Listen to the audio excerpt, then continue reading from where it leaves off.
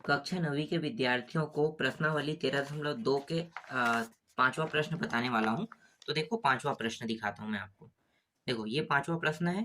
ठीक है, पांचवा प्रश्न में क्या दिया हुआ है, एक समलंब चतुर्भुज ए बी सी डी की रचना कीजिए जिसमें ए बी बराबर ए बी समांतर है ना, ये बराबर नहीं है, ए बी समांतर सी डी, ए बी बराबर 5 सेंटीमीटर, बी सी बराबर 3 सेंटीमीटर और ए डी बराबर कितना है 3.5 सेंटीमीटर और समांतर भुजाओं के बीच की दूरी 2.5 सेंटीमीटर है। तो हमें जो रचना करना है ना, वो समलंब चतुर्भुज के बारे में करना है।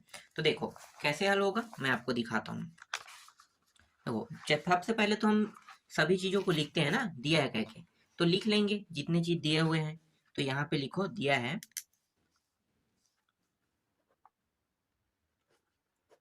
दिया है। ठीक है, दिया है, क्या क्या दिया हुआ है। तो हमें सबसे पहले तो एक समलंब चतुर्भुज की रचना करना है। तो लिखो समलंब चतुर्भुज। ठीक है, समलंब चतुर्भुज। और यहाँ पे दिया हुआ था ए बी समांतर सी डी दिया हुआ था। ठीक है, और इसके बाद ए बी का मान लिखेंगे 5 सेंटीमीटर रखने के लिए कहा है। ठीक है, ये दिया हुआ है। बी सी का मान 3 सेंटीमीटर और एक है ए डी है, ए डी का मान 3.5 सेंटीमीटर रखना है। ठीक है, इसके अलावा बीच की दूरी का है।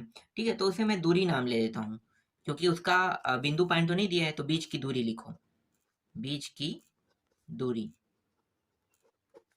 बराबर 2.5 सेंटीमीटर। ठीक है, इस तरह से मैंने लिख लिया पूरा चीज। ठीक, अब क्या करेंगे, रचना करना है, लिखना है, रचना करना है। ठीक है, रचना किसकी करना है, देखो समलंब चतुर्भुज। तो समलंब चतुर्भुज बनाएंगे A B C D, A B C D, shortcut में लिखता हूँ समलंब चतुर्भुज। ठीक है, ये समलंब चतुर्भुज समझना। ठीक है, ए बी सी डी समलंब चतुर्भुज की रचना करना है। अब रचना के पद लिखते हैं। तो रचना के पद। ठीक है, रचना के पद में क्या लिखेंगे भी, रचना के पद में तो पहला लिखेंगे, सबसे पहले हमें एक रेखा खींचना होता है। मैंने क्या बताया था आप लोगों को, रेखा सबसे पहले। तो इस तरह से हम एक रेखा खींच लेते हैं। ये क्या है, एक रेखा है। इस रेखा की जो लंबाई है वो कितना रहेगा, वो बताएगा यहाँ पे। ए बी का मान कितना है, 5 सेंटीमीटर।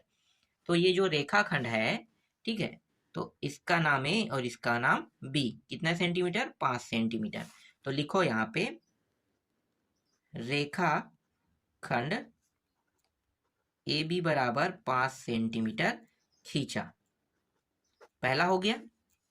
ठीक है, दूसरा पॉइंट क्या लिखेंगे, दूसरा पॉइंट, अब यहाँ पे क्या करने वाले हैं, इसे दो भागों में, दो बराबर बराबर भागों में बांट लेते हैं।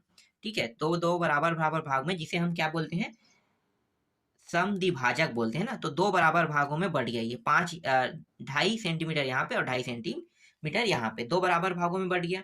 और यहाँ पे एक बिंदु पॉइंट दे देते हैं, ओ नाम दे देते हैं। इसे दो भागों में बांटा तो एक बिंदु पॉइंट मिला मुझे, ओ। ठीक है, तो इस तरह से यहाँ पे लिखो ओ। चलो पहले लिख लेते हैं, उसके बाद बताता हूँ आगे क्या करना है। तो यहाँ पे लिखोगे ए बी का समद्विभाजक, मतलब सम, और क्या कौन सा त्रिभुज बना रहे हैं, त्रिभुज बनाने वाले हैं समलंब त्रिभुज ना। तो लंब बोलते हैं उसे, समलंब मतलब लंब। तो लंब द्विभाजक बोलते हैं इसे, लंब। लंबवत, लंब का मतलब क्या हो गया, लंबवत द्विभाजक, भाजक, लंबवत द्विभाजक ज्ञात करते हैं, ज्ञात करते हैं, जिससे प्राप्त क्या हुआ, जिससे ओ बिंदु प्राप्त हुआ। समझ में आ गया, प्राप्त हुआ। देखो इसे दो बराबर भागों में मैंने बांटा। ठीक है, इसके बाद यहाँ पे दो बराबर भागों में बांटते हैं तो यहाँ पे एक बिंदु पॉइंट प्राप्त होता है, जिस बिंदु का नाम है ओ। ठीक है, ये बिंदु पॉइंट प्राप्त हुआ। अब क्या करेंगे, अब नेक्स्ट स्टेप, ये जो ओ बिंदु है ना, इस ओ बिंदु से ऊपर की ओर चाप काटेंगे। ठीक है, कितना सेंटीमीटर, 2.5 सेंटीमीटर चाप काटेंगे। तो मान लो कि यहाँ पे 2.5 सेंटीमीटर मैंने चाप काटा ऊपर की ओर। ठीक है, वो भी लंबवत चाप काट रहे हैं ना, याद रखना लंबवत चाप काटेंगे, ना कि साइड, ना तो साइड। ठीक है, लंबवत। तो यहाँ पे हम कैसे लिखेंगे, तीसरा पॉइंट लिखेंगे ओ को केंद्र मानकर लंबवत 2.5 सेंटीमीटर का चाप काटा, जिससे इस बिंदु पॉइंट का नाम दे देते हैं एम, जिससे एम प्राप्त हुआ। ठीक, एम प्राप्त हुआ।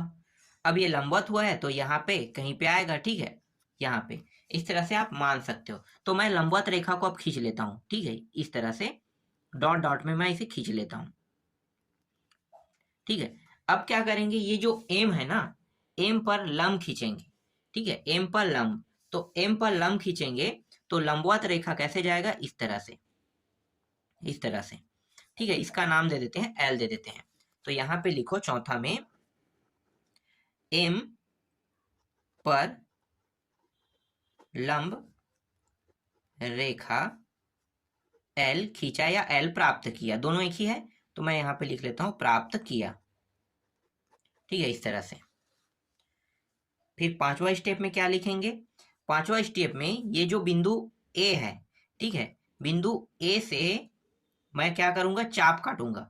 ठीक है, किस रेखा पर, एल रेखा पर, ये एल रेखा है ना, इस पे चाप काटूंगा। कितने का चाप काटूंगा, देखो यहाँ पे बताया है BC 3 सेंटीमीटर और AD 3.5, तो A से काट रहा हूं तो 3.5 का चाप काटूंगा। तो चाप यहाँ पे लगभग आ रहा है, ठीक है, तो यहाँ पे चाप काट दिया। इसी तरह से B से भी चाप काटूंगा, तो B से चाप काटूंगा तो कितना का, 3 सेंटीमीटर का। तो यहाँ से इस बिंदु पॉइंट से यहाँ पे मैंने चाप काटा। ठीक है, तो इसका नाम क्या हो जाएगा, इसका नाम D और इसका नाम C हो जाएगा। तो अभी जो मैंने किया उसको मैं यहाँ पे लिख लेता हूं। ठीक है, तो लिखो बिंदु ए से एल रेखा पर 3.5 सेंटीमीटर का चाप काटा, जिससे डी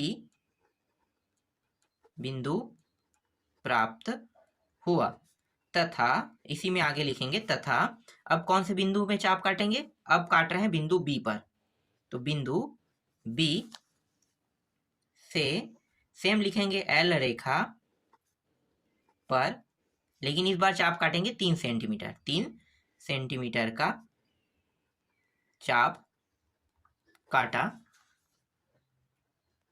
जिससे प्राप्त क्या हुआ, सी बिंदु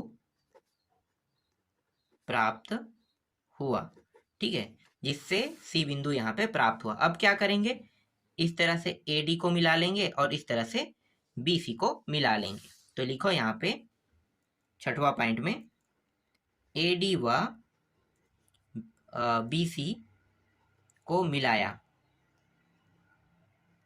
अब इसे मिलाते हैं तो देखो कौन सा त्रिभुज प्राप्त हो गया, एक समलंब त्रिभुज, त्रिभुज बोला, चतुर्भुज, एक समलंब चतुर्भुज यहाँ पे प्राप्त हो गया। ठीक है, यही प्राप्त करना था।